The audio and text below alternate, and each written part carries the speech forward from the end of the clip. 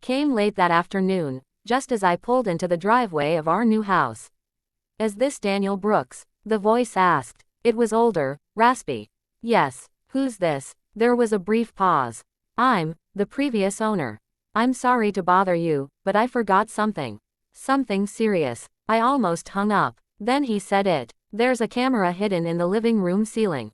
I forgot to disconnect it from the cloud before the sale. It's been recording. I went completely still. He continued, his voice shaking.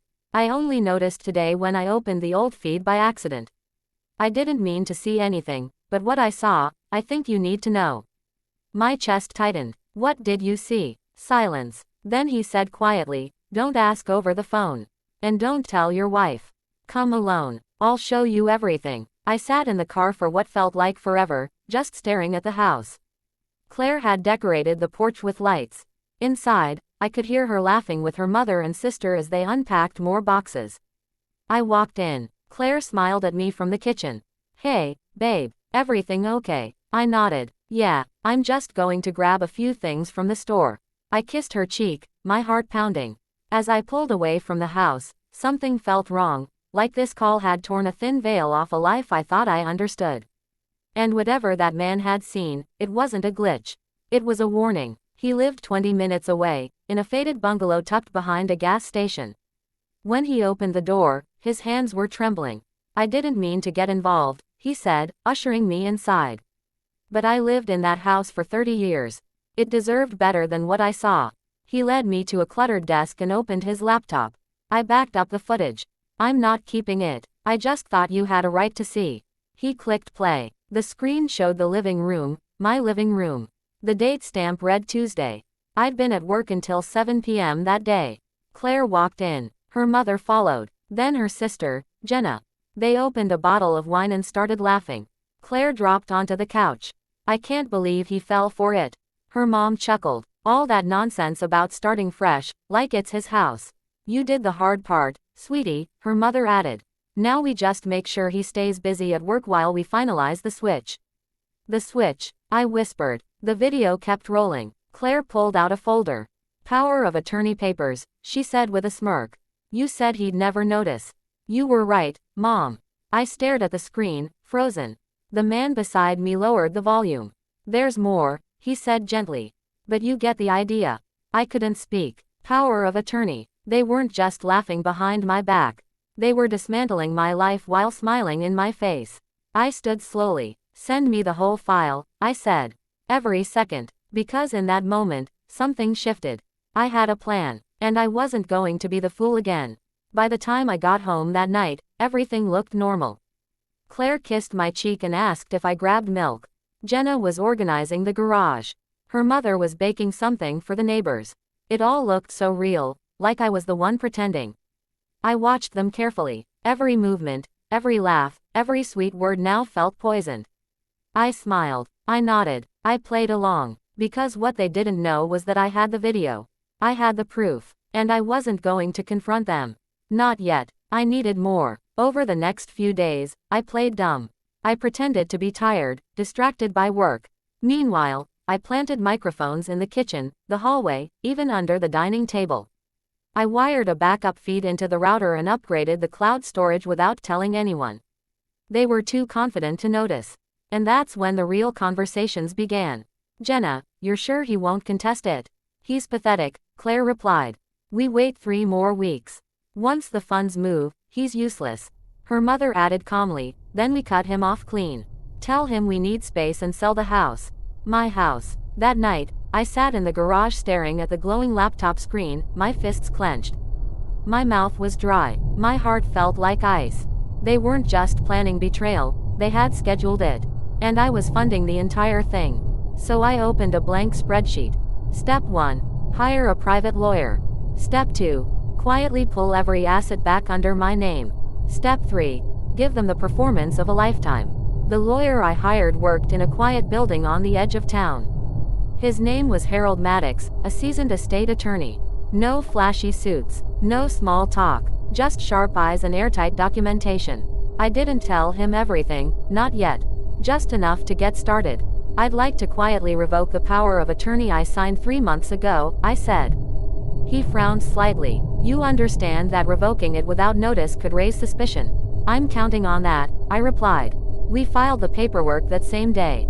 He advised me to make copies, secure them with financial backups, and begin protecting all personal assets, bank accounts, brokerage accounts, and most importantly, the deed to the house. They thought I was blind. But by Friday, every major asset had been redirected. All I left behind were empty shells, the ones they were circling like vultures. Then came the bait. That weekend, I walked into the living room with a wide smile. Guess what, Claire, I just got a raise. A big one. Her eyes lit up. Jenna clapped. Her mom said, knew you had it in you. I leaned into the act.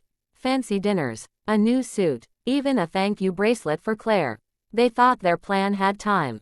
They thought they would win. What they didn't know was that I already owned the stage, and they were just reading lines in a play I was directing. I just needed the final act. 2 days before their planned switch, I overheard Claire in the backyard. It's happening next week, she whispered into the phone. He's completely in the dark. I've got the forged signature ready. His name will be off the deed before he blinks. I stood inside, sipping my coffee, watching her through the window like she was rehearsing for a role. Our entire life together, a con. And she was proud of it. That night, I emailed Harold everything. The recordings, the cloud videos, the updated paperwork, and even the forged signature she'd been practicing. Prepare the final package, I wrote. Emergency legal motion. I want everything ready by Tuesday. His reply came quickly. One line. It'll be beautiful. I didn't sleep that night. The next morning, I invited them all to dinner. Celebration, I said. The bonus came through. They believed it. Hook, line, and greed. I grilled steaks, bought wine, even wore the bracelet Claire had given me 6 months earlier. They laughed. They toasted. And I smiled right until Jenna clinked her glass and said, to Claire, the future real owner of this home. They all laughed. I stood, raised my glass, and said calmly, let's toast again next Tuesday. I'll have something special for you then. They cheered. They had no idea. Tuesday arrived. I wore a plain gray shirt. No watch. No cologne. Just calm. Claire came downstairs in a red dress. Jenna poured mimosas. Her mom bragged on the phone about this being their last week, in someone else's house. They thought it was victory. At exactly 9 a.m., the doorbell rang. Claire looked confused. I opened the door. Harold stepped inside with a thick manila folder. Behind him stood a court officer. Daniel, Harold said quietly. Ready. I nodded and turned to them. Ladies, take a seat. You're going to want to hear this. Claire scoffed. What is this about? The court officer unfolded a document. Claire Whitman, you are being served a cease and desist related to attempted property fraud and signature forgery. Jenna shot to her feet. What the hell is this? Harold's voice was calm. Mr. Brooks has also filed for an immediate asset freeze on all joint accounts pending a fraud investigation. Her mother shouted, you can't do this. I leaned forward. Oh, but I did. While you were planning to cut me out, I took back everything. You own nothing. The house, mine. The accounts, mine. The bracelet on your wrist. I looked at Claire. Bought with my card. I'll be taking that back too. Claire stood frozen. I slid a USB stick across the table. This contains all your recorded conversations. Copies are already with my attorney, and the cloud backup is secured. Any retaliation, it goes public. The room fell silent. Claire's face drained of color as the officer completed the paperwork. Jenna grabbed the USB stick like she could somehow erase what was already locked in the cloud. You're insane, Claire whispered. No, I said evenly. I was naive. There's a difference. And now I see everything. Pack your things, I said calmly. You have until sunset. But this is our home, her mother protested. No, I replied. It's mine. The mortgage, the title, the utilities, everything is solely in my name again. You gambled everything on a fake signature. And you lost. Jenna's voice cracked. We were just trying to help Claire. She deserves more. More than what? I asked. A partnership. A life together. I shook my head. She didn't want partnership. She wanted control. I gave you love, trust, respect, and you turned my life into a game. Claire tried one last time. Please, Daniel, let's talk. Not in front of them. I laughed softly. You involved them. Then I nodded toward the officer. Escort them out if they're not gone by 6. I walked upstairs. For once, silence followed me. Downstairs, I heard drawers opening, bags zipping, broken voices muttering. By sunset, their suitcases were lined along the curb.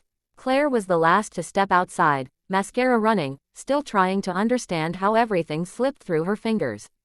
But I wasn't watching from the window.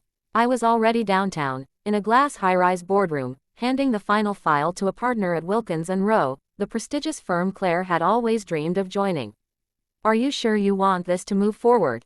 he asked. I nodded. "She forged legal documents. She attempted fraud. There's evidence." He exhaled slowly. "Then she'll never practice law again." I met his eyes. That's the point. By midnight, her license had been reported. Internship offers vanished. Her name was flagged. Her LinkedIn was already buzzing with questions. I sent one final message from a burner email. "You built your life by lying to mine. Now build it again from nothing." Then I deleted the address. Back home, I sat alone on the porch with a glass of bourbon. The night air was cold against my skin. But inside, I felt clear. Clean. They thought they were smarter. They thought I would stay quiet. They thought love meant I'd never fight back. But I didn't just fight back. I won. And the best part, they never saw it coming.